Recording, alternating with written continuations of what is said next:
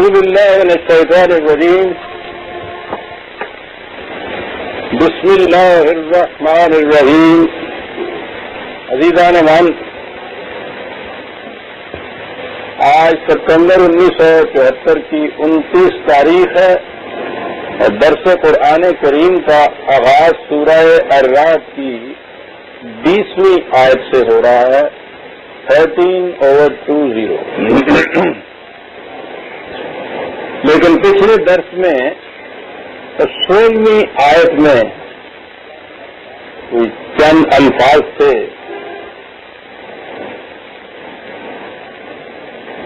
جنہیں میں اگلے الفاظ تک پہنچنے سے پہلے چھوڑ گیا. پہلے ہم ان کو لے لیتے ہیں. بات یہ چلی آ رہی تھی قل هل يستوي الأعمى والبصير أم هل تستوي الظلمات والنور. ان سے پوچھو کہ ایک بینائی رکھنے والا دیدہ و بینا اور اندھا برابر ہو سکتے ہیں کیا؟ تاریکی اور روشنی یکساں ہو سکتی ہے؟ اس کے بعد تھا ام جعلوا للہ شرکاء خلقوا کخلقہ فتشابہ الخلق علیہم. اور اس سے آگے تھا کہ قل اللہ خالق کل شیء وہو الواحد القہار. کہا کہ پھر یوں ان سے پوچھو کہ کیا ان کے ذہن میں یہ ہے کہ یہاں کوئی اور خالق بھی ہیں کہ جنہوں نے کچھ اپنی مخلوق بنائی ہو اور پھر انہوں نے جب یہ دونوں قسم کی مخلوقات کو دیکھا ہو تو وہ انہیں ایک جیسی نظر آئی ہوں اور انہیں اس سے کچھ تشابہ لگ گیا ہو کہ نہیں خدا ایک نہیں ایک سے زیادہ ہے. کیا ایسی صورت ہے؟ بات یہ 1400 سال پہلے کہی گئی تھی.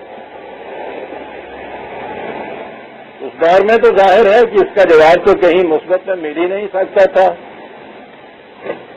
یہ جتنے 9 کروڑ یا 32 کروڑ دیوی دیوتا مانے والے یہ ہندوؤں جیسے یا یونان کی مائتھالوجی والے بھی جو ہیں وہ بھی یہ دیوی دیوتاؤں کے متعلق کہتے ہیں کہ وہ خدا کی سکیم کو آگے چلانے والے ہیں. کچھ کاروبار بانٹ رکھا ہے اور ان کے سپرد یہ چیزیں کر رکھی ہیں. خالق ان کو بھی وہ نہیں سمجھتے. یہ کسی نے بھی نہیں کہا تھا، کسی اہل مذہب نے بھی. مجوسیوں نے بھی وہ کہا تھا تو 2 قوتیں کہیں تھیں خیر اور شر کی. لیکن بات تو آج یہ بڑی نکھر کر سامنے آ گئی ہے. پہلی چیز تو یہ ہے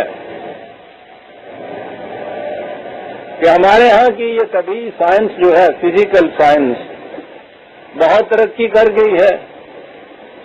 لیکن اس کی ساری ترقی میں یہ چیز تو ہے کہ انہوں نے حقائق پر پڑے ہوئے پردوں کو اٹھایا ہے جسے ڈسکوری کہتے ہیں، انکشافات کہتے ہیں. یعنی وہ پہلے چیزیں پڑی ہوئی تھیں موجود تھیں ان پر پردے پڑے ہوئے تھے. انہوں نے کچھ ان پردوں کو اٹھایا ہے. یا دوسری چیز جسے ایجادات کہہ دیا جاتا ہے ان کی بھی حقیقت یہ ہے کہ آج تک نہ کوئی سائنٹسٹ یہ دعویٰ کر سکا ہے نہ کسی سائنس نے اس قسم کی کوئی چیز کہی ہے کہ کوئی چیز نئی بنائی ہو. اسے یوں سمجھیے کہ جو چیزیں فطرت کی میں بنی ہوئی پڑی ہوئی ہیں ان کے سنتھسس سے ایک چیز یہ لی ایک وہ لی ایک وہاں سے لی ان کو ملانے سے ایک نئی چیز جو ہے وہ بنائی. یہ کچھ تو ہو رہا ہے. یہ جتنی ایجادات آج کہہ رہے ہیں یا تو وہ ڈسکوریز ہیں پہلے سے چیزیں موجود تھیں ان پر پردے پڑے ہوئے.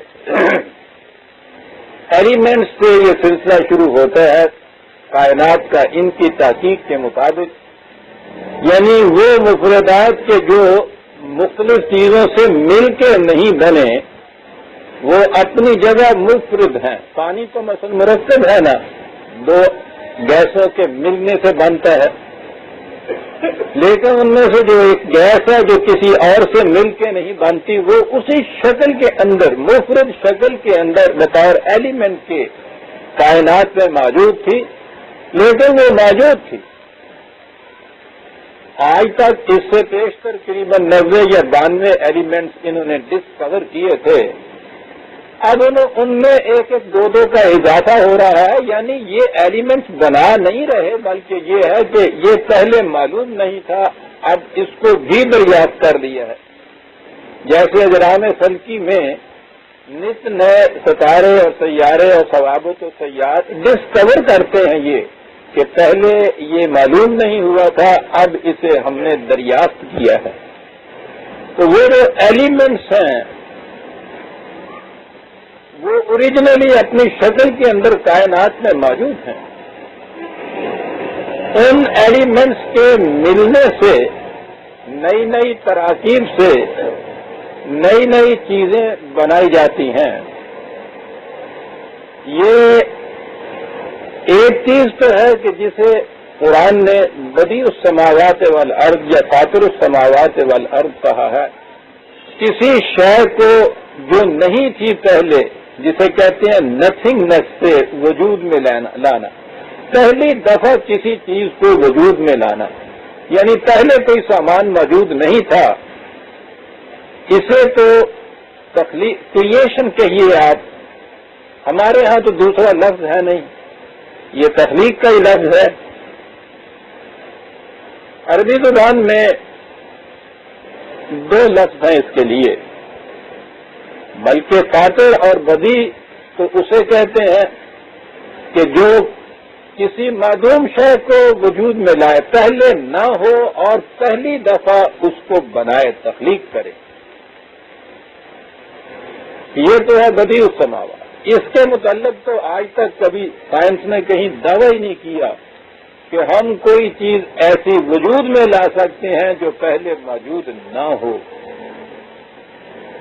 سوال ہی نہیں ہے۔ دوسری چیز جو خلق کا لفظ ہے، ان کے ہاں اس کے معنی ہیں مختلف چیزوں میں نئی نئی پروپورشن پیدا کر کے اور کسی شے کا وجود میں لے آنا، یعنی پہلے سے پڑی ہوئی جو چیزیں ہیں ان میں نئی نئی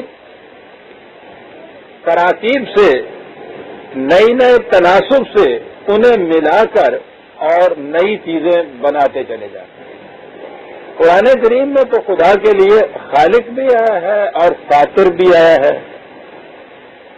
فاطر اور بدیع السماوات کے متعلق تو اس نے کہیں نہیں کہا کہ کوئی اور بھی یہ کر سکتا ہے۔ یہ جو تخلیق ہے نا، اس کے متعلق اس نے خدا کو کہا ہے احسن الخالقین، خالقوں میں سے سب سے زیادہ بہترین، حسین ترین تناسب کے ساتھ بنانے والا۔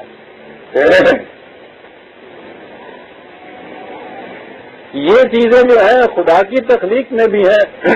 اس نے کہا یزید فی الخلق ما یشاء، وہ اپنی تخلیقی کارناموں میں اپنی مشیت کے مطابق اضافے کرتا چلا جاتا ہے، لیکن یہ جو کہا ہے نا اس نے احسن الخالقین، خالقین میں سب سے زیادہ احسن، تو وہ خود تسلیم کرتا ہے اور خالق بھی، اور بدیع نہیں اور فاطر نہیں، اس کا سوال نہیں۔ آپ دیکھتے ہیں کہاں تک پہنچتا ہے قرآن اور یہ عربی زبان کے الفاظ۔ یہ جتنی بھی ایجادات جنہیں آپ کہتے ہیں، یہ تمام کی تمام آپ دیکھیے تو یہ تخلیق ہے۔ جو چیزیں پڑی ہوئی ہیں ان میں نئی نئی ترکیبوں سے، نئے نئے تناسب سے، نئے نئے پروپورشن سے ان میں نئی نئی چیزیں تخلیق کرتے چلے جانا۔ یہ جو چیز ہے یہ تو ممکن ہے کہ قرآن نے خود جب کہا ہے احسن الخالقین تو وہ تو خود مانتا ہے، اور ظاہر ہے کہ ان خالقین کے اندر حیوانات تو خالق ہو ہی نہیں سکتے، وہ تو سلسلہ صرف تولید کا ہے، پروکریشن ہے صرف وہاں.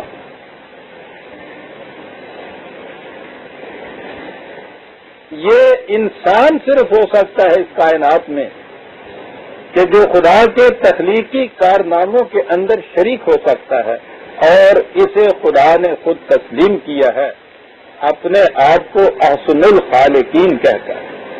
یہ تو ہے، لیکن یہ جو اوریجن ہے اس کائنات کی تخلیقی چیزیں جو پڑی ہوئی ہیں یہاں جتنی بھی، انہیں کوئی شخص کریٹ نہیں کر سکتا. وہ اوریجنلی بنانا جسے آپ کہتے ہیں وہ کوئی نہیں کر سکتا. یہ جو چیز ہے یہ بھی سائنس کے مسلمات میں سے. اب اگلی چیز جو یہ ہے کہ کائنات میں کیا تمہیں کچھ ایسا بھی نظر آتا ہے جو اس سے کچھ مختلف ہو، تو اس سے تمہیں یہ شبہ پڑتا ہو کہ صاحب ہاں ایک تو خدا کی تخلیق ہے اور ایک کوئی دوسرا خدا ہے وہ اس کی تخلیق ہے. کائنات کے اندر اس قسم کی چیزوں کا وجود، میں کہتا ہوں کہ اس کے متعلق تو آج کے سائنٹسٹ سے پوچھیے، وہ کہے گا کہ قرآن کیا کہہ گیا ہے. آپ کو معلوم ہے کہ تبھی سائنس کے فنڈامنٹل لاز جو ہیں وہ دو ہی ہیں. ایک law of cause and effect, کہ ہر چیز جو ایفیکٹ وجود میں آتی ہے یا جو کچھ ہوتا ہے اس کے پیچھے اس کا ایک سبب ہوتا ہے. کوئی چیز بغیر سبب کے وجود میں نہیں آ سکتی. اور جہاں سے اب آخر میں یہ گئے ہیں سائنٹسٹ پیچھے کی طرف،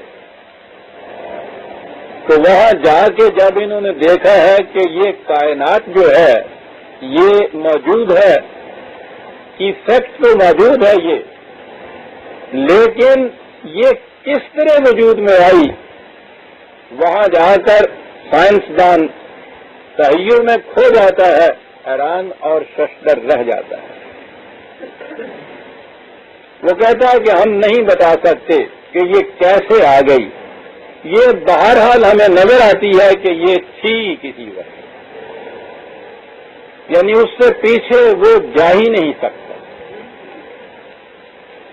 اب اس کے بعد یعنی جہاں ان کا جو law of cause and effect ہے، جہاں سے کائنات کی ابتدا ہوئی ہے، جسے قرآن نے بدیع السماوات والارض کا کارنامہ بتایا خدا کا کہ وہ بغیر پیچھے کے کسی کاز کے ایک ایفیکٹ وجود میں لے آیا، تو وہاں تو ان کے لا کا یہ جو سلسلہ ہے وہ عاجز آ جاتا ہے کہ ایفیکٹ از دیئر، ایفیکٹ تو ہے، کاز معلوم نہیں، اس کا معلوم ہی نہیں کر سکتے. اسی لیے حکماء جو تھے، فلاسفر جو تھے، انہوں نے خدا کے متعلق سبب اول اس کو قرار دیا کہ وہ ایک اس کا سبب ہے، ہم تو نہیں بتا سکتے. ہمارے ہاں بھی مسبب الاسباب جو کہا جاتا ہے، یہ کازز کا مسبب اول، دا فرسٹ کاز، تو یہ وہاں جا کے بھی عاجز رہ جاتے ہیں کہ یہ جو law of cause and effect ہے آگے تو چلتا ہے، لیکن اوریجن جو اس کی ہے وہاں ہم کچھ نہیں کہہ سکتے. تو ایک لا تو ہے ان کے ہاں کا law of cause and effect, اور دوسرا لا ہے جس کے متعلق اس آیت سے جو بات ہمارے سامنے آئی، وہ لا ہے the law of uniformity of nature, کہ ساری کائنات کے اندر کسی جگہ انسان چلا جائے، جہاں بھی اس جیسے حالات ہوں گے، کنڈیشنز وہ ہوں گی جو کسی دوسری جگہ ہیں، وہاں ہر کاز وہی ایفیکٹ پیدا کرے گا جو اس جگہ اس نے پیدا کیا ہے. کبھی نہیں اس کائنات میں ایسا ہو سکا نہ ہو سکتا ہے کہ وہ گیون سرٹن کنڈیشن، یہ ضروری ہے. عام فہم الفاظ میں یہ سمجھیے، میں زیادہ تحقیق میں جاؤں گا تو بات کچھ فنی سی ٹیکنیکل ہو جائے گی. پانی گرم ہوتا ہے ایک خاص درجہ حرارت کے اوپر، پہلی چیز تو یہ ہے، کاز اس کا وہ ہوتا ہے، وہ اس کا ایفیکٹ ہوتا ہے. اتنے درجہ حرارت پہ پانی کھولنے لگ جاتا ہے. یہ وہ کہتے ہیں نا کہ جی پہاڑوں سے دال نہیں گلتی، وہ پہاڑوں میں پتھر نہیں گل دے، یہ ہوتا کیا ہے وہاں؟ یہ بھی ایک لا ہے، قانون ہے کہ سطح سمندر سے جتنی بلندی پہ آپ چلے جائیں گے وہ پانی ذرا کم ٹیمپریچر پہ کھولنے لگ جاتا ہے۔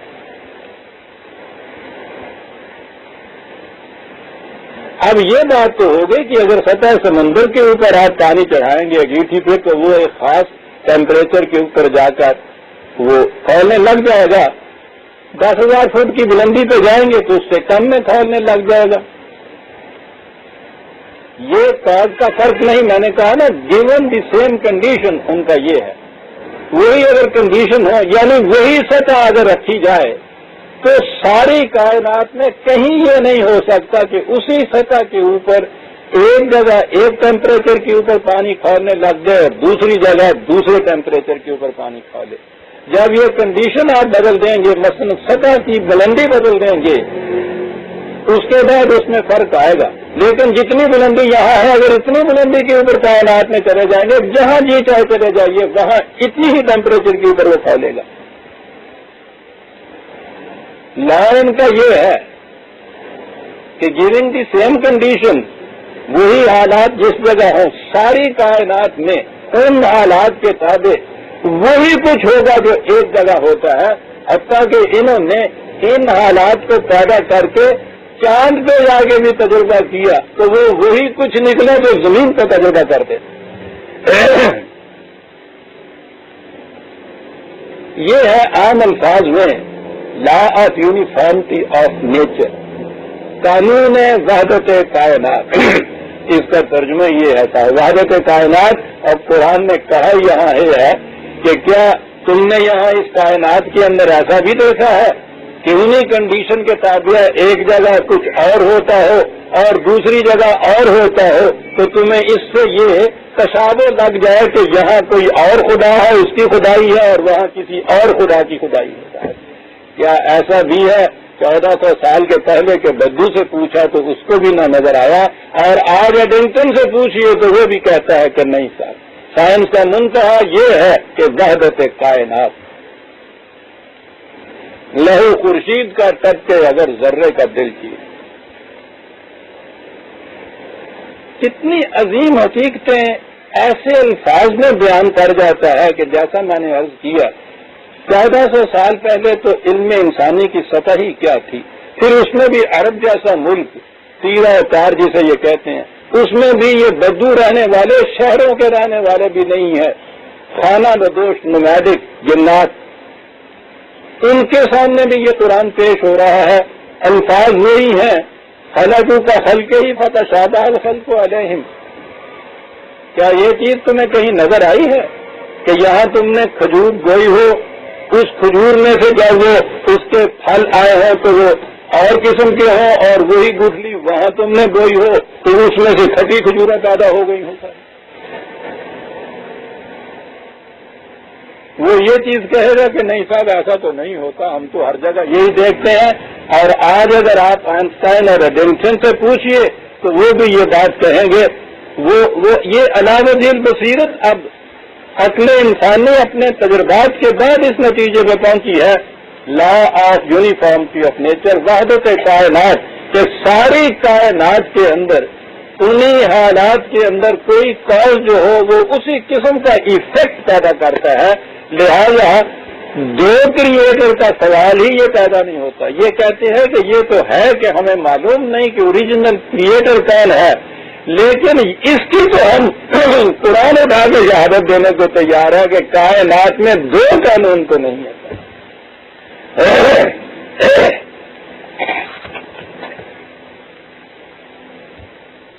اور اسی لیے کہا قل اللہ خالق کل شیء وہو واحد القہار، وحدت کائنات اس امر کی شہادت دے گی کہ وہ خالق بھی واحد ہے اس کا صاحب۔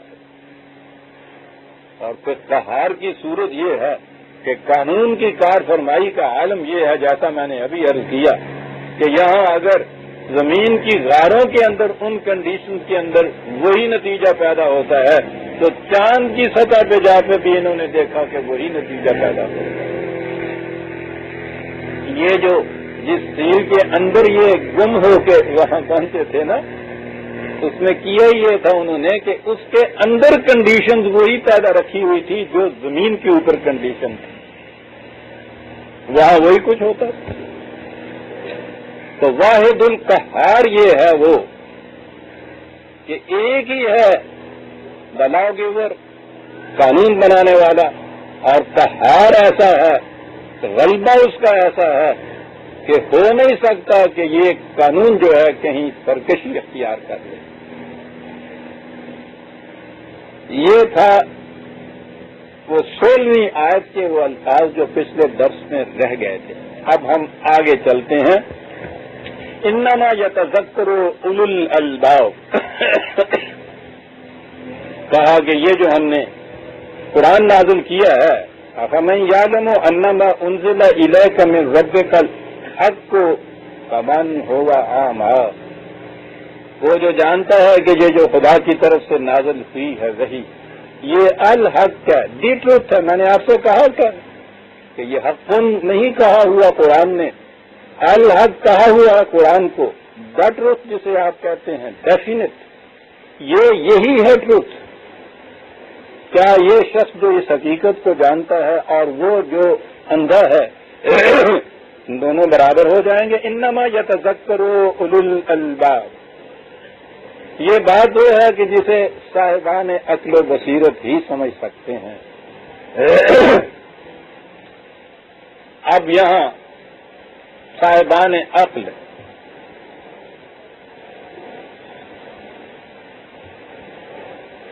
اس عقل کی کار فرمائیاں تو آپ کو اپنے معاشرے میں روز نظر آتی ہیں.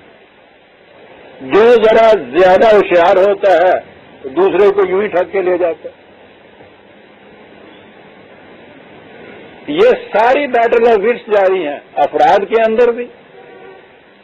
ذرا سا کاریگر ہوتا ہے تو وہ یوں دل دے کے لے جاتا ہے. اقوام میں بھی یہ کیفیت ہے. جتنی قومیں زیادہ تیز ہیں دانش و بینش میں، عقل میں، وہ دوسری قومیں جتنے بھی ہیں ان کا استحصال کرتی چلی جاتی ہیں. سر یہاں تو عقول کی جنگ ہو رہی ہے.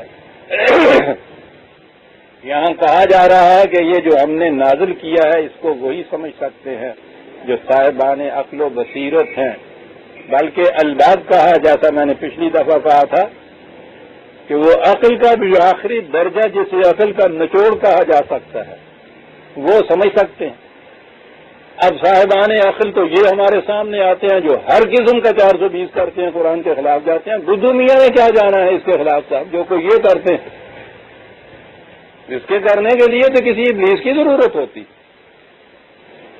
تو قرآن کہتا کہ وہ سمجھ سکتے ہیں. اب یہاں یہ بات سمجھنے کی اسی مقام سے، اور یہ چیزیں قرآن کے دیگر مقامات میں بھی آئی ہیں. اقبال نے اسے عقل کو عقل اور عقل میں ایک تمیز کی ہے.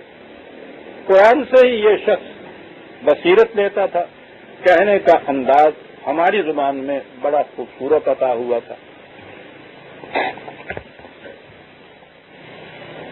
وہ کہتا ہے کہ 2 قسم کی عقل.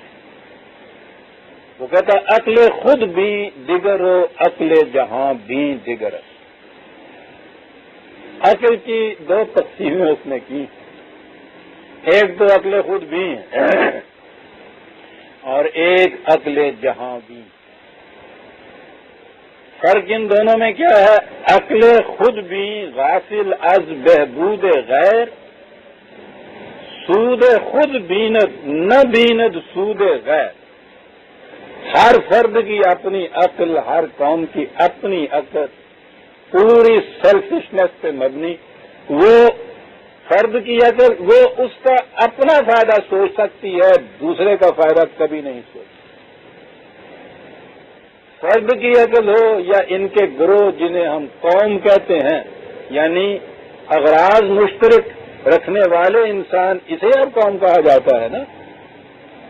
ان کی عقل ہو تو یہ عقل خود بھی غافل از بہبود غیر، کسی دوسرے کا فائدہ یہ سوچ ہی نہیں سکتی، ہر عقل اپنا فائدہ سوچتی ہے۔ لیکن اس کے مقابلے میں عقل حق بھی، عقل جہاں بھی جسے اس نے کہا ہے وہی ہے وہی خداوندی، وہی حق بھی نندہ سود ہم، در نگاہ سود و بہبود ہم، وہی کی عطا کردہ یا وہی کی روشنی میں چلنے والی عقل جو ہے وہ پوری نوع انسانی کی منفعت کو اپنے سامنے رکھتی ہے۔ تو دو قسم کی عقلیں یوں ہو گئیں، عقل تو ایک ہی ہوتی ہے، اس کے یہ دو مختلف شعبے یا دو مختلف فریضے قرار دے دیے، اپنی ہی ذات کا فائدہ سوچنا، دوسرے کا نہ سوچنا، اور دوسرا یہ ہے کہ پوری انسانیت کا فائدہ سوچنا، اس میں اپنا فائدہ تو آ ہی جاتا ہے نا۔ یہ جو چیز ہے ہمارے ہاں، یہ بچپن میں مائیں کانوں میں کچھ باتیں ڈالتی تھیں، اب کہاں سے ان ماؤں کو ڈھونڈیں اور کہاں سے ان کی باتوں کو ڈھونڈیں۔ صبح ہی صبح جو وہ دعا مانگتی تھی کہ یا اللہ کل عالم دا کلا تے کسے پیچھے ساڈا بھی کلا۔ اللہ اکبر۔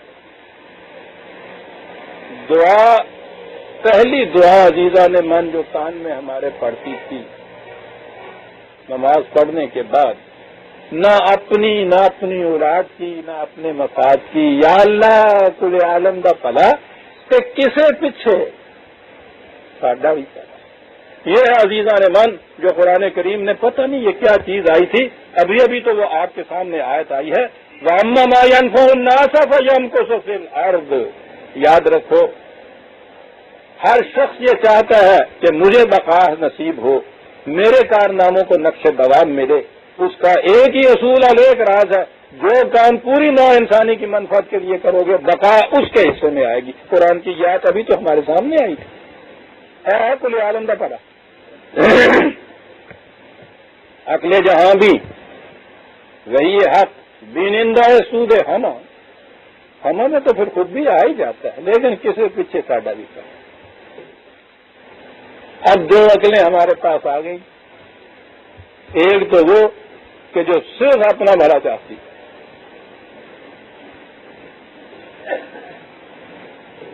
اور ایک وہ جو پوری نوع انسانی کا بھلا چاہتی ہے اور اس میں یہ خود بھی شامل ہوتا ہے۔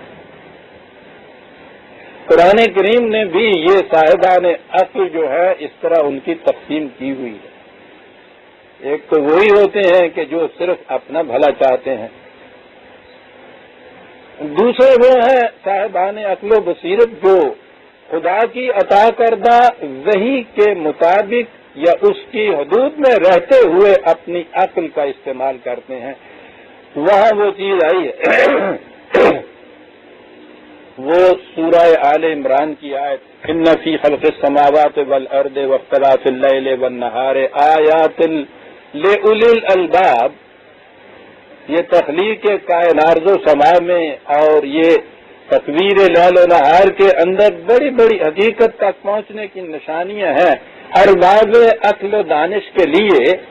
اب یہاں یہ کہا اور اس کے بعد کہا کہ الذین یذکرون اللہ قیاما وقعودا وعلی جنوبہم، یہ ہیں ارباب دانش و بینش کے جو اٹھتے بیٹھتے لیٹتے وہی خداوندی کو، قوانین الہیہ کو اپنے سامنے رکھتے ہیں، پوری تحقیق کے بعد اس نتیجے پہ پہنچتے ہیں کہ ربنا ما خلقت ھذا باطلا، اے ہمارے نشو و نما دینے والے، تو نے اس سلسلہ کائنات کو تخریب کے لیے پیدا نہیں کیا، تعمیر کے لیے پیدا کیا۔ ان ارباب اولی الالباب کی عقل انہیں ایٹم بم بنانا سکھاتی ہے تو ڈسٹرکشن کے لیے نہیں سکھاتی، کنسٹرکشن کے لیے سکھاتی ہے، اور کنسٹرکشن بھی کسی اپنے ایک فرد یا ایک قوم یا ایک ملک کا نہیں، ما ينفع الناس۔ کس دور میں یہ باتیں کہی گئی تھی؟ یہاں یہی کہا انما یتذکر اولو الالباب. یہ بات جو ہم نے کہی ہے کہ آنکھوں والا اور اندھا برابر نہیں ہو سکتے، یہ بات ارباب دانش و بینش کی سمجھ میں آئے گی. وہ کون ہے؟ الذین، دیکھیے یعنی کہیں بھی کسی اپنی بات کو غیر واضح یا مبہم نہیں چھوڑتا قرآن. ورنہ الباب اگر ہوتا تو یہ بڑے بڑے اولو الالباب تو ہمارے سامنے پھر رہے ہیں. یہ ساری مصیبتیں انہی کی تو لائی ہوئی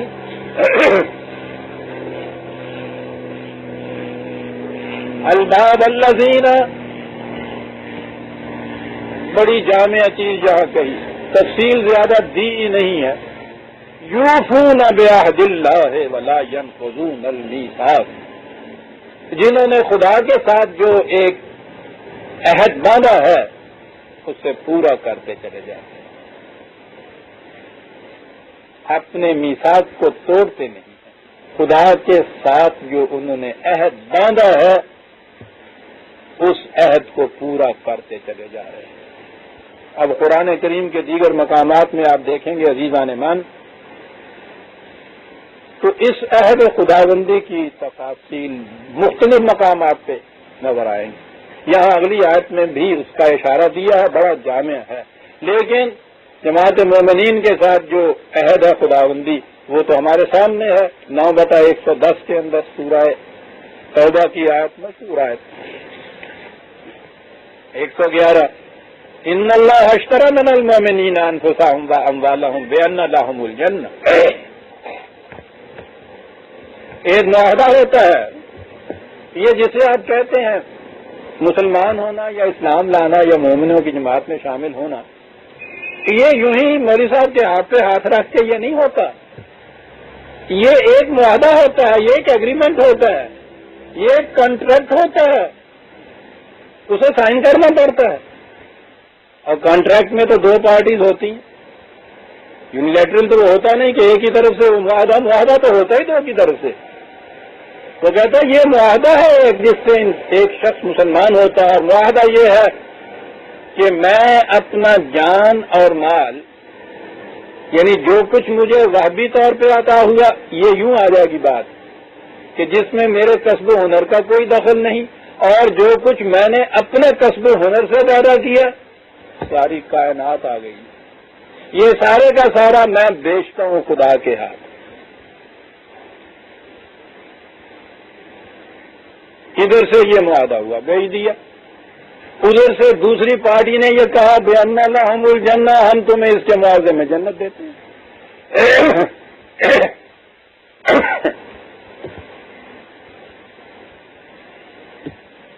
انہیں کہا کہ فاستبشروا ببیعکم الذی بایعتم بہ، یہ جو اللہ کے ساتھ کاروبار تم نے کیا ہے جشن مسرت بناؤ اس کے اوپر، بڑے فائدے کی بات ہے. جل دے گی اسے لے گئے سب کچھ. خوش ہو جاؤ، بشارت ہے تمہیں، اوے موج لب لئی. ساختہ وہ پھر مولانا جامی کا وہ جو شعر ہے نا، اس سے بہتر شعر ہے نہیں. وہ جو انہوں نے اپنی یوسف زلیخا میں لکھا ہے کہ زلیخا نے جب یہ نیلام ہوتے ہوئے بقول اس داستان کے یوسف جیسے محبوب کو خرید لیا، اور خرید کے جو آ رہی ہے وہ، تو اس نے جشن مسرت میں رقصوں جمبوں فرحان ناچتی ہوئی چلی آ رہی ہے، اور کہہ رہی ہے کہ دراہم چند دادم جان خریدم، میں نے چند روپے دیے اور جان خرید کے لے آئی ہوں. تعالی اللہ عجب ارزا خریدم، خدا کی قسم بڑا ہی سستا سودا مارا میں نے آج. خوب انداز ہے بات کہنے کا، خوب انداز ہے بات. دراہم چند دادم جان خریدم، تعالی اللہ عجب ارزا خرید. فاستبشروا ببیعکم الذی بایعتم، وہ جشن مناؤ اس کاروبار پہ جو تم نے خدا کے ساتھ کر لیا. اب اگلی بات یہ ہوتی ہے کہ صاحب سودا تو بہت بڑا ہے، مار تو لیا ہے، اب کہیں یہ نہ ہو کہ وہ بھی بعد میں جا کے سوچے اور وہ کہے کہ ہے ایک ہی کر بیٹھے ابھی، اور پھر وہ بات یاد آتا ہے وہی جو بار بار دہرایا کرتا. کہ وہ جو سودا کر کے گیا پھر دکان کے اوپر اور جا کے اس نے کہا بیٹے سے کہ میں یہ کہہ رہا ہوں. اس نے کہا بھائی تو آپ نے یہ کیا کر دیا, آپ نے یہ سوچا ہی نہیں ہے, اس کے اندر تو ذرا یہ دیکھیے نا کتنا اس میں خسارہ ہے. اس نے کہا خسارہ کیا ہے. کہنے کے پھر کیا بات ہوئی, کہنے کا سودا کارا ہے ہاں. کہنے کا کوئی بات نہیں ہے, ہو جائے گا ٹھیک. تو کہنے لگا وہ کیسے ٹھیک ہو جائے گا, کہنے لگا ایسی رفڑ پا دیں گے.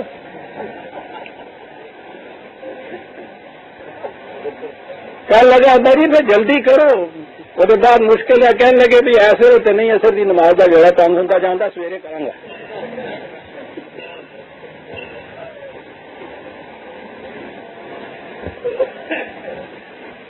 دارے آگے آپ یہ جو چیز کہی ہے کہ وہ ان کو کہو جشن منائیں, یہ تو بہت بڑی مل مار لے آندی انہوں نے یہ سودا کر لیا. تو کہیں بعد میں یہ بات نہ ہو جائے کہ اسے بھی کوئی سمجھایا وہ کہے کہ پھر کی ہوئے ربڑ پا دیا کیا کہا ومن اوفی بعہدہ من اللہ, خدا سے زیادہ وعدے کا سچا کون ہو سکتا ہے. تسلی رکھو, رب سے پانے والا رب نہیں ہے. من اوفی بعہدہ من اللہ, اس سے زیادہ ایفائے عہد کرنے والا کون ہے اس کائنات کے اندر. تم تو پھر جاؤ تو پھر جاؤ, وہ تو کبھی نہیں پھرے گا. من اوفی بعہدہ, اور اتنی ہی بات نہیں عزیزان من, دوسری جگہ تو ایسا کہا ہے کہ میں نے جب اس آیت پہ پہلی دفعہ غور کہا, یقین مانیے بالکل کانپ اٹھا. یہ متعدد مقامات پہ خدا نے یہ کہا کہ عہد کو پورا کرو, ان کان عہدہ مسئولا. عہد کے متعلق, وعدے کے متعلق تم سے پوچھا جائے گا. یعنی یہ جو وعدہ تم نے کیا ہے دوسرے کے ساتھ, یہ نہیں کہ یہ تم دونوں کے ساتھ یہ وعدہ ہوا ہے, ہم پوچھیں گے تم سے کہ اس عہد کو تم نے پورا کیا. مسئول ہے, پوچھا جا سکتا ہے اس کے متعلق. اور عزیزان من, میری ہی طرح کانپ اٹھیے جب میں یہ بات کہوں. خدا تعالی نے اپنے وعدے کے متعلق کہا, اس نے یہ وعدہ کیا ہے نا, کہا کہ کل ازالے کا خیرم ام جنت الخلد التی وعد المتقین. یہ سارا سارو سامان و کاروبار جو تم نے سنایا یہ بہتر ہے یا وہ جنت جس کا وعدہ کہ خدا نے تم سے کیا ہوا ہے. وعدہ تھا نا یہاں کیا ہوا ہے. اور اس کے بعد عزیزان من, کانا علی ربے کا وعدا مسئولا. خدا نے یہ وعدہ ایسا کیا ہے کہ اگر پورا نہ ہو تو پوچھ سکتے ہو کہ کیوں پورا نہیں ہوا. اوہو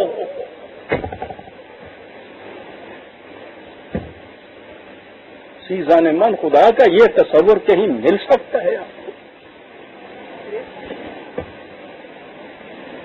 تم نے جو آپس میں دونوں نے وعدہ کیا ہے اس میں اگر کوئی پھرے گا تو ہم پوچھیں گے اس سے کہ تم کیوں پھرے اپنے وعدے سے. اور ہم نے جو وعدہ تم سے کیا ہے, یعنی بات سمجھانے کی ہے, وہ تو سوال ہی نہیں ہے. وہ کہتا من اوفی بعہدہ, کون سچا. لیکن بات یہ کہی کہ تم سے جو ہم نے وعدہ کیا ہے گانا کرتا کہ یہ پوجا نہ ہو تو تم گریبان پکڑ سکتے ہو کہ کیوں وعدہ پورا نہیں کیا گیا. ان کان وعدا مسئولا.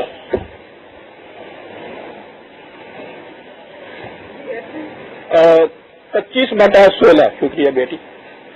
25/16. 25/16.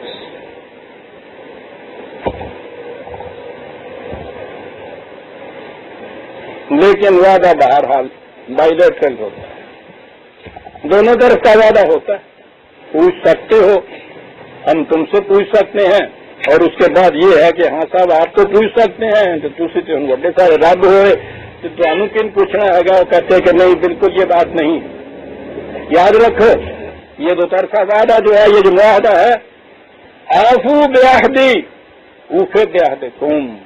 تم میرا وعدہ پورا کرو, میں تمہارے ساتھ عہد پورا کروں. مشروط ہو گئی بات. اب جو پوچھا جائے گا نا اس سے کہ وہ وعدہ کیوں نہیں پورا ہوا, تو وہ کہے گا کہ مشروط تھا نا کہ تم وعدہ اپنا پورا کرو تو میں پورا کروں گا. بتاؤ مجھے یہ کہ تم نے وعدہ پورا کیا تھا.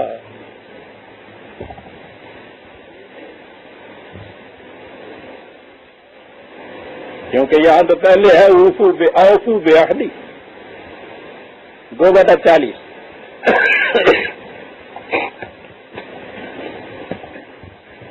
ٹھیک ہے. کتنا کھرا ہے یہ سودے کا. تم نے پورا کیا ہے تو ٹھیک ہے, تمہیں حق حاصل ہے, اس کے بعد پوچھو ادھر سے کیوں پورا نہیں ہے. الذین یوفون بعہد اللہ ولا ينقضون المیثاق. کیا ہے معاہدہ جو تم نے کیا ہوا ہے؟ والذین یصلون ما امر اللہ بہ ان یوصل. وہ یہ بات تھی کہ جن جن کے ملانے کا ہم نے تم سے یہ کہا ہے, تم ان کو اس کائنات میں ملاتے چلے جاؤ گے. یہ انسانیت کے ٹکڑے جو کر دیے عزیزان من, ہوس نے ٹکڑے ٹکڑے کر دیا ہے نوع انسان کو. قیامت ہے کہ انسان نوع انسان کا شکاری ہے, ٹکڑے ٹکڑے کر دیا. یہ سارا فساد اس کائنات, اس کرۂ ارض پہ عزیزان من, یہ اسی لیے ہے کہ ہم نے ٹکڑے ٹکڑے کر دیا نوع انسانی. انسانیت تو ایک ناقابل تقسیم وحدت تھی. پوری انسانیت ایک کل, ایک وحدت.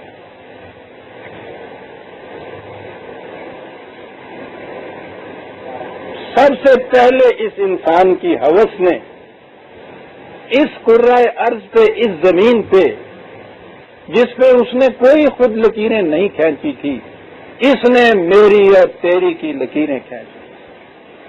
یہ میری زمین, یہ تیری زمین ہے. وہ کہتا ہو تم کس حق کی بنا پہ یہ کہتے ہو یہ میری اور یہ تیری؟ یہ تو ارض اللہ ہے, تو یہ تو ہے ہی نہیں, نہ تیری نہ میری, وہ خدا کی زمین ہے یہ تو. اسی لیے اس نے یہ اس زمین پہ میری اور تیری کہنے والوں کو اندادم من دون اللہ کہا ہے. خدا کے مقابل میں خدا بنا رہے ہو, یعنی حق ملکیت ہے نا خدا کی. کسی کی حق ملکیت کے اندر اپنا قبضہ یا حق ملکیت بتانا تو دوسرا مالک قرار دیا نا انہوں نے. تو کہا کیا کرتے ہو, اس عرض کو میری اور تیری کہہ کے تو تم خدا کے شریک پیدا کر رہے ہو اور خدا بنا رہے ہو, خود خدا بن رہے ہو. ہم وقت میری اور تیری. پھر آگے چلے جنا اسی میری اور تیری بنا کے اوپر صاحب, یہ میرا خاندان, یہ اس کا خاندان, یہ میرا قبیلہ, یہ اس کا قبیلہ, یہ میری قوم, یہ اس کی قوم ہے. وہ وحدت انسانیت کہاں چلی گئی؟ یہاں سے حال ہی نہیں. تو کہتا ہے کان الناس امۃ واحدۃ. پورے الناس, پوری نوع انسانی ایک امت واحدہ ہے. اس وحدت میں ٹکڑے ٹکڑے کرنا عزیزان من سب سے پہلا جرم ہے جو قرآن نے یہ بتایا. یہی تھی وہ چیز جنت میں جو آدم کی تمثیلی بیان کیا گیا ہے. اسے کہا تھا کہ یہ دیکھو با افراد کھانے پینے کو, فَكُلَا مِنْهَا رَغَدًا حَيْثُ شِئْتُمْ, کھاؤ پیو یہاں سے جہاں سے تمہارا جی چلے, جہاں بھوک لگے وہاں سے کھاؤ, پیٹ بھر کر کھاؤ. صرف کھانے کی اجازت ہے پیٹ بھر کر, ذخیرہ کرنے کی نہیں. اور ایسے شے تو ماں کسی کی یہاں سوال نہیں ہے کہ بھوک مجھے یہاں لگے اور کھاؤں گا جا کے وہاں اپنے گھر میں. دسترخوان بچھا ہوا خدا کا ساتھ, جہاں تمہیں بھوک لگے پیٹ بھرنے تک کی اجازت ہے وہاں سے کھا سکتے ہو. یہ تھی جنت جی. فلا تکونوا هذه الشجرة فلا تقربوا هذه الشجرة. یہ شجرہ تھا جس کے بعد پھر آگے تفسیریں چلی کے ساتھ یہ درخت کیا تھا. وہ عرب انہوں نے کبھی دیکھا ہی نہیں تھا, وہ کہتے تھے یہ گیہوں کا درخت تھا.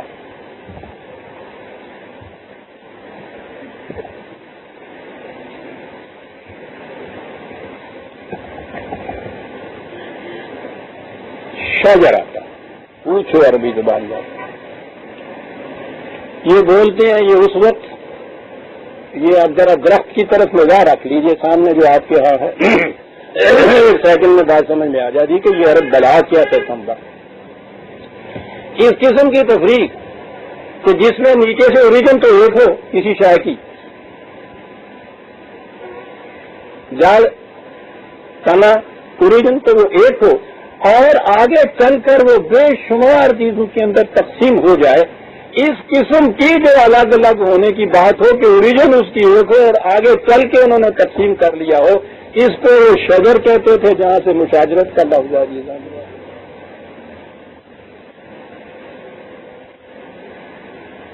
کہا جنت کی زندگی یہ ہے، یہ دیا ہوا ہمارا رزق بھوک تمہیں لگنی ہے، نقشہ ایسا ہونا چاہیے جہاں کسی کو بھوک لگے پیٹ بھرنے کو اس کو مل جائے۔ یاد رکھو یہ مشاجرت کی بات نہ پیدا کر دینا صاحب، وحدت ہے تمہاری، اس وحدت کے بعد اس طرح سے الگ الگ تم ہو جاؤ، جسے مشاجرت کہتے ہیں۔ یہ ٹہنیاں، یہ آگے پھر ٹہنے، پھر اس کی شاخیں، پھر اس کے پتے، پھر اس کی یہ چیزیں الگ الگ، یہ نہ پیدا کر لینا۔ تو اس کے بعد قرآن وہاں کہتا ہے کان الناس امۃ واحدۃ، کہ نو انسانی تو ایک وحدت فاختلفوا، انسانوں نے اس کے اندر اختلافات پیدا کر دیے۔ فبعث اللہ النبیین مبشرین، اور اس کے اختلافات کو دور کرنے کے لیے ہم نے انبیاء کا سلسلہ جاری کیا کہ جاؤ بابا ان میں پھر سے وحدت پیدا کرو۔ لو جی تت یہ ہے جی سارا اس دین کہ جو اختلافات انسان کی ہوس یہاں پیدا کرتی ہے، تفرقات، مشاجرت، انبیاء کا سلسلہ اس لیے شروع کیا کہ وہ ان اختلافات کو مٹا کے نو انسانی کو پھر سے امت واحدہ بنا دے۔ کہا کہ یہ وہ ہیں الباب الذین یوفون بعہد اللہ، خدا سے جو انہوں نے عہد کیا پورا کرنے والے، الذین یصلون ما امر اللہ بہ ان یوصل، جنہیں ملانے کا خدا نے حکم دیا ہے انہیں ملاتے ہیں یہ۔ لہذا ہر وہ اقدام جو انسانیت کے اندر تفریق، تفرقہ، اختلاف، مشاجرت پیدا کرنے کا موجب ہوگا، وہ خدا سے باندھے ہوئے عہد کی خلاف ورزی ہوگی۔ اور جو قدم آپ کا ما ینفع الناس کی طرف اٹھے گا، پوری نو انسانی کی منفعت کے لیے، وہ قدم ہے جسے قرآن نے کہا ہے کہ جسے ملانے کے لیے خدا نے کہا تھا وہ اسے ملاتے ہیں صاحب۔ اس کی خلاف ورزی سے یخشون ربہم، اس کی خلاف ورزی سے وہ بڑے خائف ہوتے ہیں۔ خلاف ورزی یہ جو ربوبیت کے لیے چیزیں اس نے دی ہوئی ہیں یہاں آ کے ہوئی تھی،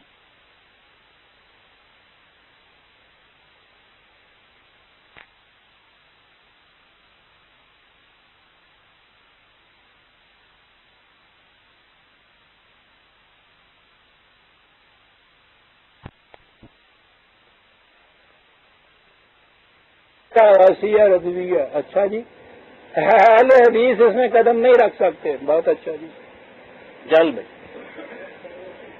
یہ جو تھے ایک مجمع بے نمازیوں کا جن میں کوئی اختلاف نہیں تھا، بدقسمتی سے ان میں سے جو نماز پڑھنے والے تھے پہلے تو یہ الگ تھے، اور پھر ان میں سے جو آئے تو یہ صاحب فرق کیا پڑتا ہے کہ جی وہ ناک کے نیچے ہاتھ باندھتے ہیں، وہ چھاتی پہ باندھتے ہیں، چالو ادھر سے چالو ادھر،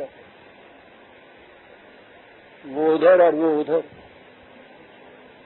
اقام الصلاۃ ہو رہا ہے، اور جو ہی یہ اقام الصلاۃ ختم ہوئی پھر واپس آئے، پھر آپ میں وحدت پیدا ہوگی۔ اس نے کہا تھا یصلون ما امر اللہ بہ ان یوصل، یہ ایک ایسا نظام تھا جس میں عزیزان من جنہیں انسانوں کی ہوس نے ٹکڑے ٹکڑے کر دیا تھا، ان کو ملانے کا ایک عظیم پروگرام تھا جسے الصلاۃ کہا گیا۔ اقام الصلاۃ بڑا عظیم پروگرام۔ قرآن نے کہا بعث اللہ النبیین مبشرین، ہم نے اس مقصد کے لیے انبیاء کو بھیجا کہ بابا جاؤ کان الناس امتن واحدۃ، نو انسانی کو ایک امت واحدہ بناؤ. انبیاء اس مقام کے لیے آ گئے. اور یہاں یہ صورت ہے کہ جو باہر چھوٹے مقاصد کے لیے صحیح جو اکٹھے ہو گئے ہوئے ہیں، وہی اقامت صلاۃ کی آواز جو ہے ان کو پھر ٹکڑے ٹکڑے کر رہی ہے. قرآن نے کہا تھا وَلَا تَكُونُوا مِنَ الْمُشْرِكِينَ، یہاں بھی وہی چیز ہے، صلاۃ ہی کے متعلق اقامت الصلاۃ، اقیموا الصلاۃ. وَلَا تَكُونُوا مِنَ الْمُشْرِكِينَ مِنَ الَّذِينَ فَرَّقُوا دِينَهُمْ. اقامت صلاۃ کرو اور یاد رکھو مشرکین میں سے نہ ہو جاؤ کہ جو اپنے دین میں تفرقے پیدا کر رہے ہیں. وہ تو وہاں یہ کہہ رہا ہے اقامت صلاۃ کرو اور ایسا نہ کرو کہ تم مشرکوں میں سے ہو جاؤ، یعنی ان میں سے ہو جاؤ کہ جنہوں نے دین میں تفرقے پیدا کر دی. آپ کی صلاۃ عزیزان من تفرقے کا ایک محسوس مشاہدہ کہیں کرنا ہو نماز میں کیجیے.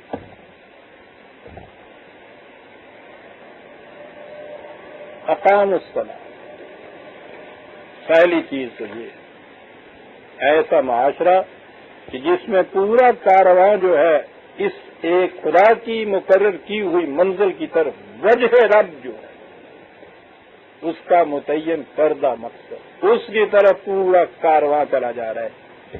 کارواں میں کے اندر تو اختلاف ہو ہی نہیں سکتا. اختلاف تو منزل کے الگ الگ ہونے سے ہوتا ہے عزیزان من. ایک کارواں کی ایک منزل ہو، ایک راستہ ہو، ان میں اختلاف ہی نہیں ہو سکتا. وہ تو ڈیفینیشن یہ دیتا ہے تیس ملت ہے کہ گوئی لا الہ، او لا الہ کہنے والے. تمہیں پتہ ملت کس کو کہتے ہیں؟ 10,000 چشم بودن یک نگاہ، ہزاروں لاکھوں آنکھیں رکھنے کے باوجود یک نگہی پیدا ہو جائے. یک نگہی کسے کہتے ہیں؟ ایک نسب العین ہوگا تو پھر یک نگہی ہوگی نا. سارے اسی طرف دیکھیں ہیں، یک نگہی دے ہے نا. کارواں میں یک نگہی ہوتی ہے. وجہ رب جب ہو خدا کا مقرر کیا ہوا کی منزل یا مقصد، وہاں وجہ وہاں یک نگہی پیدا ہوتی ہے نا. سفر کا وہاں مٹتا ہے نا جا کے. وجہ ایک ہو، منزل ایک ہو، نسب العین ایک ہو. وحدت نسب العین سے وحدت انسانیت پیدا ہوتی ہے. اقام الصلاۃ یہ تھا، ایک نسب العین متعین کیا ہوا جس کے پیچھے سارے چلے جا رہے ہیں، جس کی طرف سارے چلے جا رہے ہیں. اقام الصلاۃ وانفقوا مما رزقناہم سرا وعلانیۃ. جو کچھ بھی انہیں خدا نے دیا ہوا ہے اسے وہ نو انسانی کی بہبود کے لیے کھلا رکھتے ہیں. ان میں ضرورت اعلانیہ بھی، خفیہ بھی، نمود بھی اس میں نہیں ہوتی، ریا بھی اس میں نہیں ہوتی، دکھاوے کے لیے بھی نہیں کرنا ہوتا، کھلا رکھتے ہیں. یہ انفاق میں نے آپ کو بتایا ہوا کہ اس کے معنی خرچ کرتے ہیں، اس کے معنی نہیں ہوتے، اس کے معنی کھلا رکھنا ہوتا ہے. یہاں تو جو چیز بھی قرآن نے دوسری جگہ کہا ہے کہ ہمارے مقصد کے دین کے خلاف جو چاہتے ہیں جمع فاؤ، وہ ایسی تھیلی میں ڈالتے ہیں کہ جس سے اوپر میں ڈالنے کا تو منہ کھلا ہوتا ہے، نیچے سے ہوتی ہے بند.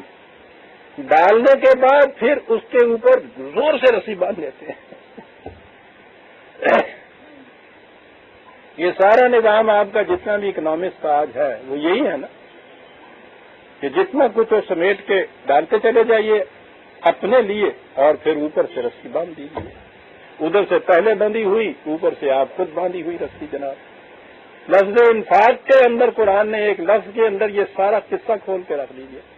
انفاق کہتے ہی اس تحریک کو ہے کہ جس کے دونوں سرے کھلے ہوں. عربی زبان میں کہتے ہی اس کو ہے صاحب جس کے دونوں سرے کھلے ہوئے.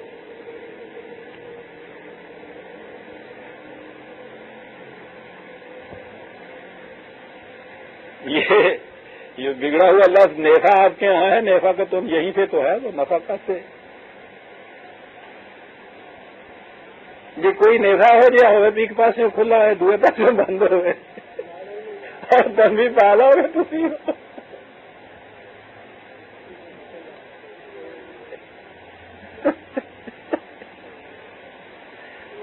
یہ عجیب قوم تھی صاحب، سمجھانے والی۔ نفع کا وہاں سے یہ لفظ وانفقوا مما رزقناہم، ہاں رزقناہم، ہم نے دیا ہوا ہے یہ سارا کچھ جو کچھ بھی کھلا رکھتے ہیں اس۔ اور اس کے بعد عزیزان مان کہ صاحب معاشرے میں یہ کچھ ہو رہا ہے، اتنی خرابیاں ہیں، سینہ تمام داغ باغ، عمدہ کجا میں ہم، چیچک سے بھرا ہوا بدن ہے، کیسے ٹھیک ہوگا؟ نہیں ہو سکتا جی، برائیاں بڑی عام ہو گئی ہیں صاحب۔ ہر شخص یہاں پہنچ کے مایوس ہو، پھر اس کے علاج بتاتے ہیں کہ کیا کیا جائے، قانون کی سختیاں، تشدد کیا جائے، جیسا کوئی ہے ویسا ہی کیا جائے۔ یہاں تو صاحب ایماندار بننے سے کام چلتا ہی نہیں ہے صاحب، چلو تم ادھر کو ہوا ہو جدھر کی، سب برائیاں کرتے ہیں، تم بھی یہ کچھ کرو، سارے یہ کچھ کر دے آگے نے جی۔ پھر اس کے بعد یہ عام محاورہ آپ کے ہاں کا عام مسلک یہ ہو جاتا ہے معاشرے کا، یعنی برائی جو چھوٹی برائی ہوتی ہے اس کو پھر بڑی برائی سامنے اس کے لا کر روکتی ہیں، سب اس کا علاج یہ ہے، علاج بالمثل جسے کہتے ہیں، اس سے زیادہ کی برائی کی جاتی ہے۔ یہ ہے طریقہ، یہ اترا ہے ناقانونیت کے اوپر، ڈنڈے کے زور سے ان کو ٹھیک کر دیا جائے۔ اس سے زیادہ زبردست ڈنڈا ان کے پاس ہوتا ہے جسے ڈنڈے والا کہتے ہیں۔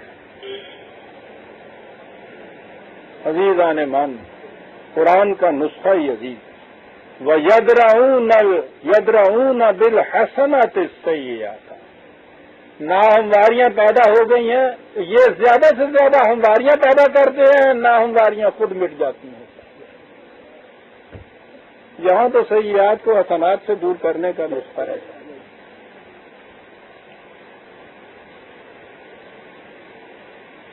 سیاح کے معنی ہوتے ہیں جس کا توازن بگڑا ہوا ہو، سو ہوتا ہے، حسنہ کہتے ہیں جس کا توازن ٹھیک ہو گیا ہوا۔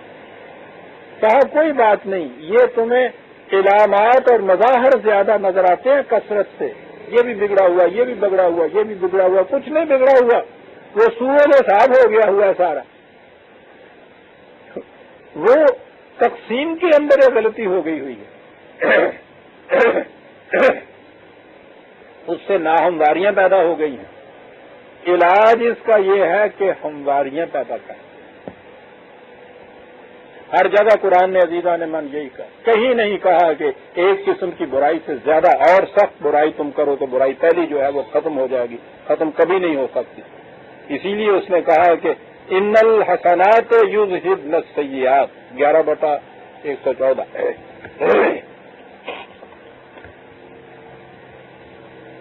کہا خرابیاں دور کرنا چاہتے ہو، برائیاں دور کرنا چاہتے ہو، اس کا علاج یہ ہے کہ اچھائیاں زیادہ سے زیادہ کرتے چلے جاؤ، بھلائیاں زیادہ سے زیادہ کرتے چلے جاؤ، ہمواریاں زیادہ سے زیادہ پیدا کرتے چلے جاؤ، برائیاں دور ہو جائیں گی ساری۔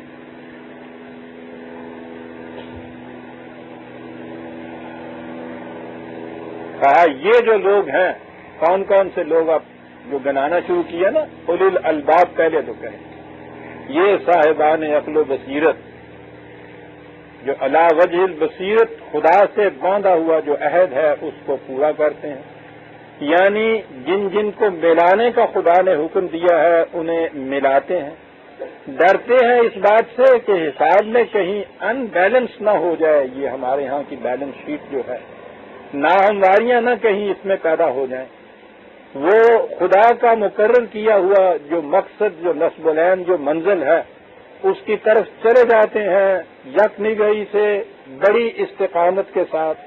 طریقہ اس کا اقامت صلاۃ ہے، صلاۃ کے معنی ہی ہوتے ہیں جو آگے جا رہا ہے اس کے پیچھے پیچھے چلے جانے والا، اس لیے وجہ طریق یا وجہ رب کے بعد صلاۃ قرآن نے کہا ہے۔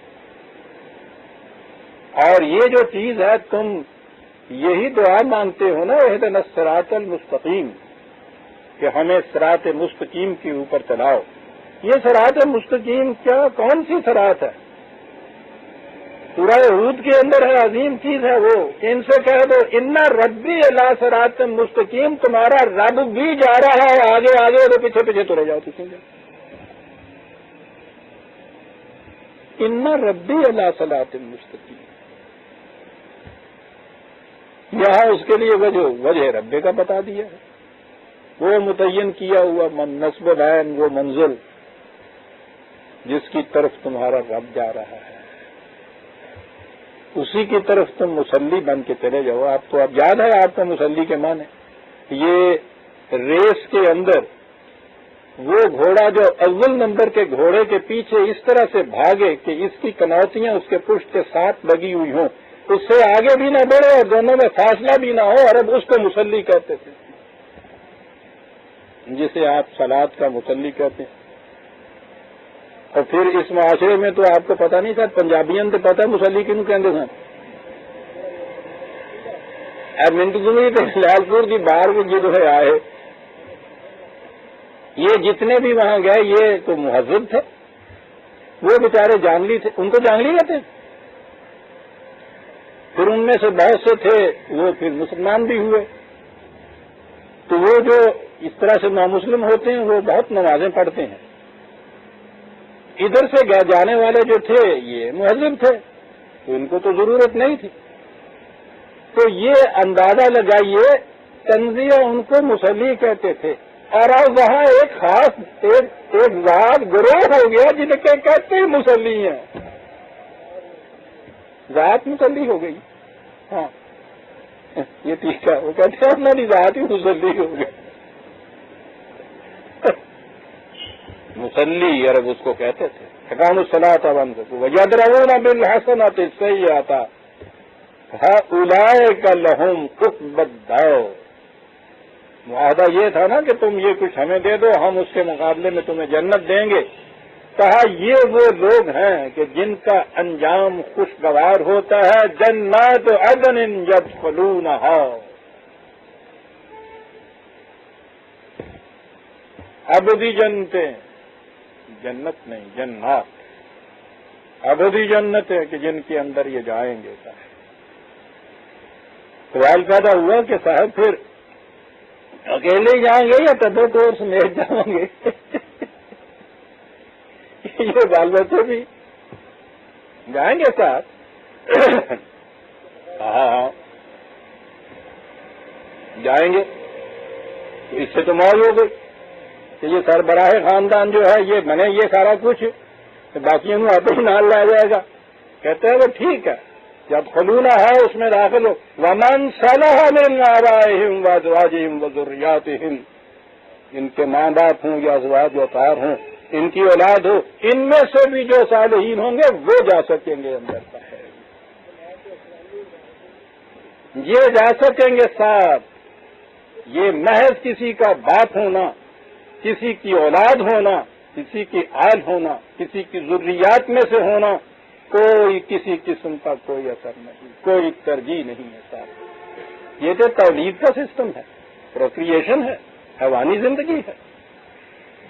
یہ کون سی چیز میرٹ اور کریڈٹ کی ہے کہ فلاں کا باپ ہوں اور فلاں کا بیٹا ہوں؟ بندہ عشق شدی کر کے نصب تم جامی کہ دری ہاں جا فلاں ابن فلاں چیزیں نے، فلاں ابن فلاں کا سوال ہی نہیں۔ جائیں گے یہ بھی بتا دیا، یہی چیز نہ ہو کہ وہاں تنہا رہ جائیں گے ہم، ان کے ساتھ تو بڑی اٹیچمنٹ ہے۔ کہا اٹیچمنٹ ہے اور چاہتے ہو کہ یہ بھی ساتھ رہے تو ایک اس کا طریقہ یہی ہے، قوا انفسکم واہلیکم نارا، اپنے آپ کو اور اپنے خاندان والوں کو جہنم سے بچاؤ۔ ومن صلح من آبائہم وازواجہم وذریاتہم، ان میں سے بھی جو عمل صالحہ کا مالک ہوگا اسی کو یہ کہا جائے گا۔ ہم آپ تو ایک طرف عزیزان رہے، حضرت ابراہیم علیہ السلام نے تعمیر کعبہ کے بعد جو دعا مانگی، اور اتنا عظیم کام تھا جو کہ ان کے ہاتھوں سر انجام پایا، اس کے بعد اللہ تعالی نے کہا کہ بڑا کارنامہ ہے یہ ابراہیم، ہم تمہیں اس کے معاوضے میں یہ دیں گے، تذکرہ تمہارا باقی رکھیں گے، ملک عظیم تمہیں دیں گے۔ کہا کہ یا اللہ ومن ذریتی، تو میرے ہی ساتھ نہ لالا کے وعدہ کرنا، میرے بال بچے سے پہلے گالی کوئی نہیں دکھاتا تھا.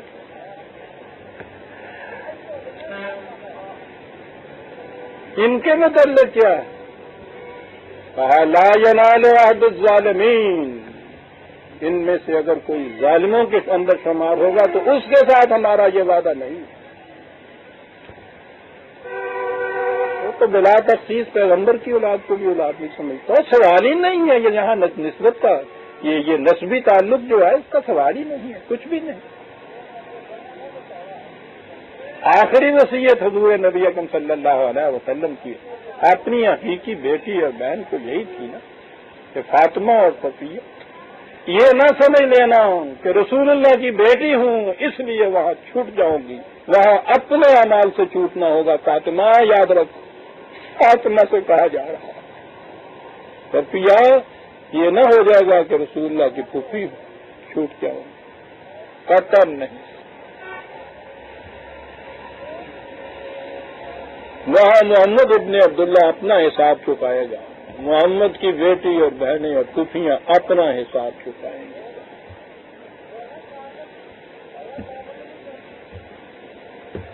ومن صلح من آبائهم وازواجهم وذرياتهم والملائکۃ يدخلون علیہم من کل باب، وہاں داخل ہو جائیں گے اور اس کے بعد ہر دروازے سے ملائکہ ان کے لیے آئیں گے استقبال کرنے کے لیے.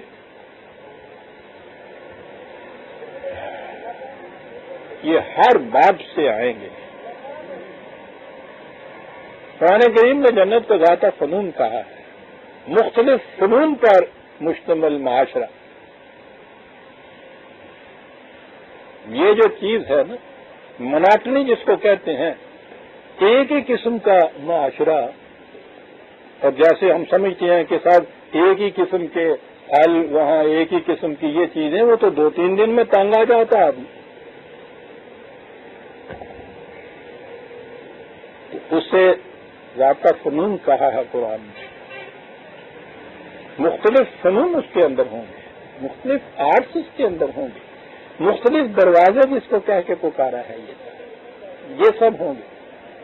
یہ تو ہوگا اتنا اختراع، لیکن ہر باب سے ملائکہ ہی آئیں گے اندر. کوئی دروازہ ایسا نہیں ہوگا کہ شیطان آ جائے اندر.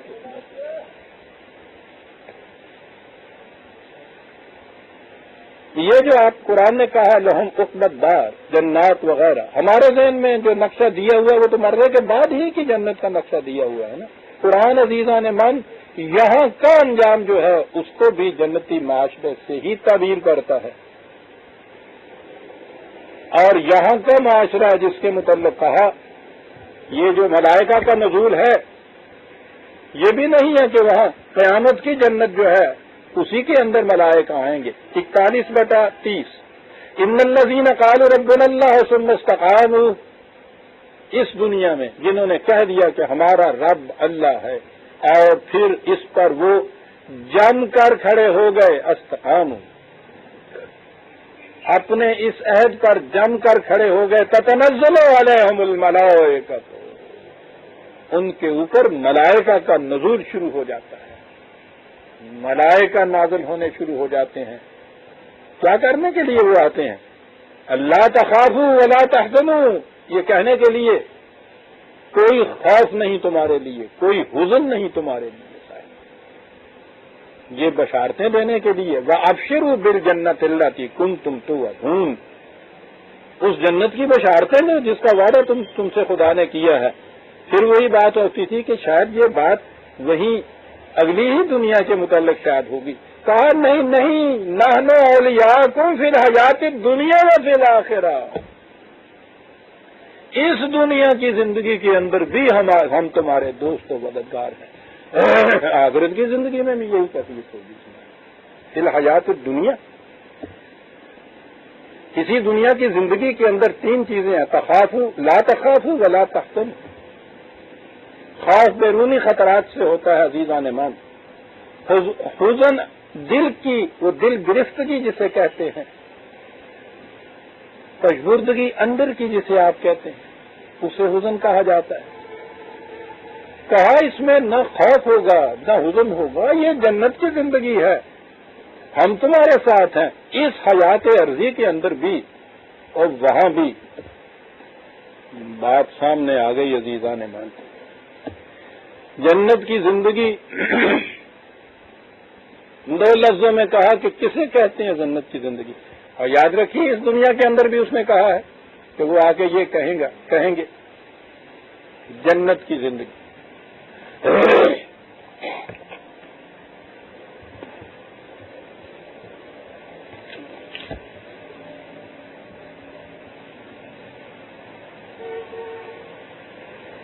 یہاں کی تو کیفیت یہ ہے کہ شکایت یہاں یہ ہوتی ہے کہ بے نیازی سے تیری ناز اٹھائے کیا اسے کہہ رہا ہے، بے نیازی سے تیری ناز اٹھائے کہ تیری ناز اٹھائے کیا جو نہ مانگا وہ ملا اور جو مانگا نہ ملا، مبدا فیض سے بس اتنا ملا ہے مجھ کو، جو نہ چاہا وہ ہوا اور جو چاہا نہ ہوا۔ ایک یہ زندگی ہے عزیزان من، مانگنا اور چاہنا دو باتیں اس نے یہاں کہیں تھی نا عزیزان من، سنیے جھوم جائیے۔ کہا تمہیں پتہ ہے کہ اس دنیا میں جنت کی زندگی کیا ہوگی؟ وَلَكُمْ فِيهَا مَا تَشْتَهِي أَنفُسُكُمْ، جو چاہو گے وہ ملے گا، وَلَكُمْ فِيهَا مَا تَدَّعُونَ، جو مانگو گے وہ ملے گا، چاہو گے اور مانگو گے۔ واہ واہ، یہ ہے جنت کی زندگی عزیزان۔ دیکھتے ہیں انسان کے پھر یہاں اختیارات کتنے ہو جاتے ہیں، جو چاہو گے وہ، جو مانگو گے سب ملے گا۔ لیکن دوسری جگہ ایک بات اور کہہ دی کہ صاحب آپ نے کہا کہ جو چاہو گے وہی مل جائے گا، صاحب یہاں کوئی اس قسم کی چیزیں چاہے گا جو شیطنت ہوتی ہیں، ابلیس ہوتی ہیں۔ کہا کہ تم بات نہیں سمجھ، وَمَا تَشَاءُونَ إِلَّا مَا أَن يَشَاءَ اللَّهُ، مومن تو چاہیں گے ہی وہ جو ان کا خدا چاہے گا۔ ان کا چاہنا ہمارے چاہنے میں ڈوب جائے گا، اس لیے یہ تو اس کے خلاف چاہیں گے ہی نہیں، اس کے خلاف مانگیں گے ہی نہیں، اور پھر اس کے شرط کے ساتھ بات ہوگی کہ جو چاہیں گے وہ ہوگا، جو مانگیں گے وہ ملے گا۔ اور ملے گا، اور یہ کیسے؟ احسان رکھ کر، اجرتوں کی طرح نہیں۔ بہترین عزت کی روٹی جس کو آپ گھر میں دیتے ہیں عزیزان مان، اس کا مس کر کے دو لفظوں کو آپ، بہترین عزت کی روٹی جسے آپ کہتے ہیں، جڑا پرونا آ جاتا ہے گا نا، دیکھتے ہیں گھر والوں سے الگ کر کے آپ اس کے لیے اس دن خاص اہتمام بھی کرتے ہیں، بڑی تعظیم سے بھی روٹی دیتے ہیں، آپ بھی، آپ کے بچے بھی، خاص چیز جو ہوتی ہے۔ اب تو ہمارے ہاں یہ بات اس تعظیم کے صدقے میں اڑتی چلی جاتی ہے صاحب، آپ ہوں یا گیسٹ ہوں، گیسٹ کو پیئنگ گیسٹ کہا جاتا ہے، پیئنگ گیسٹ، ہاں کیا کاروباری معاشرہ شروع ہوا ہے صاحب، سمجھ لیے؟ ہمارے ہاں بھی مہمان کی توازو ایک بڑی چیز، اور عربوں کے ہاں تو پوچھو ہی نہیں سر، وہاں تو کریم کے معنی مہمان ہو، وہ یہ ایک انکمبس شاعروں سے ڈرتے یہ تھے، وہ کہتے تھے کہ منتیں کرتے تھے جو جی میں آئے لے لو، جس قسم کی ہی جو تمہارا جی چاہے وہ ہمارے خلاف جا کے کہو، کسی مصرے میں یہ نہ کہنا کہ مہمان اس کے دروازے سے بھوکا چلا گیا، ہم اور ہماری ذریت نہیں زندہ رہ سکے۔ یہ لوگ تھے، اور مہمان کی عزت و تعریف۔ کہا یہ کہ جنت ملے گی، حزن نہیں ہوگا، خوف نہیں ہوگا۔ سنیے حفیظ صاحب آپ کی جو بات میں نے کہا تھا کہ کیا اس دنیا کے اندر وَلَكُمْ فِيهَا مَا تَشْتَهِي أَنفُسُكُمْ، جو چاہو گے ہوگا، وَلَكُمْ فِيهَا مَا تَدَّعُونَ، جو مانگو گے ملے گا، نُزُلًا مِّن غَفُورٍ رَحِيمٍ، مہمانوں کی طرح تمہیں دیا جائے گا، ہم میزبان ہوں گے تم مہمان ہوں گے۔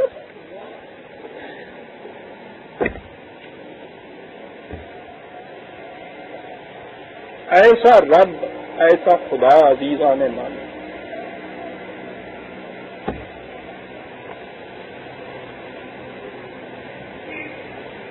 کس کا جی نہیں چاہے گا اس رب کے سامنے قدم قدم پہ سجدے کرے؟ اس نے تو قدم قدم تو یہ کہا تھا، اس نے تو کہا تھا کہ میری نگاہ نے جھک جھک کے کر دیے سجدے، جہاں جہاں سے تقاضائے حسن یار کی بات۔ اس رب کے سامنے تو قدم قدم پہ سجدے کرنے کو جی چاہتا ہے۔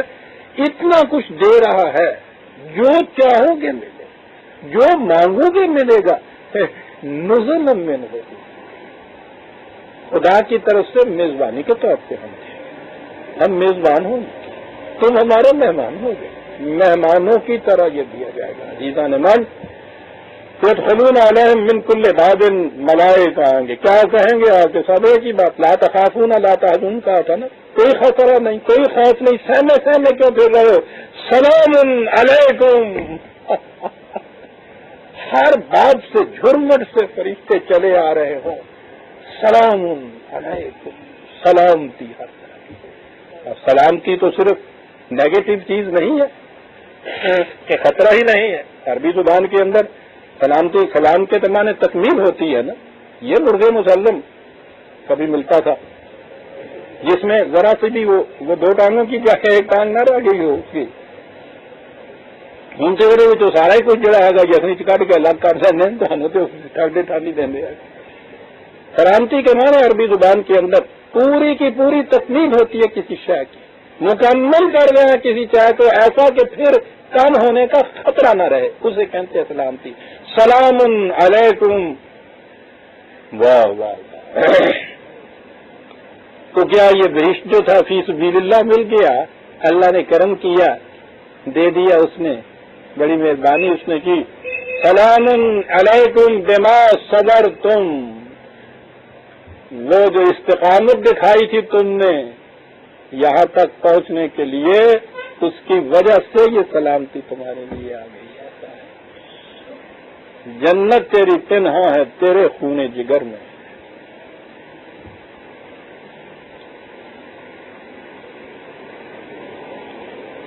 فَنِعْمَ عُقْبَى الدَّارِ، کہا کہو یہ انجام کس قدر خوشگوار ہے۔ یہ نعمت کا لفظ بھی ان کے ہاں عربوں کے ہاں عجیب لفظ تھا، جس کے اندر نرمی، آسائش، خوشبو، ہر قسم کی خوشگواریاں، بلندیاں، ہر ایک چیز اس لفظ کے اندر یہ لوگ داخل کرتے ہیں۔ انجام کتنا زیادہ انعام یافتہ ہے، منعم ہے۔ عزیزان من، یہ ہوا وہ کہ جو خدا کے عہد کو پورا کرتے ہیں، اور اس کے بعد والذین ینقضون عہد اللہ ہے، اور جو اسے توڑتے ہیں۔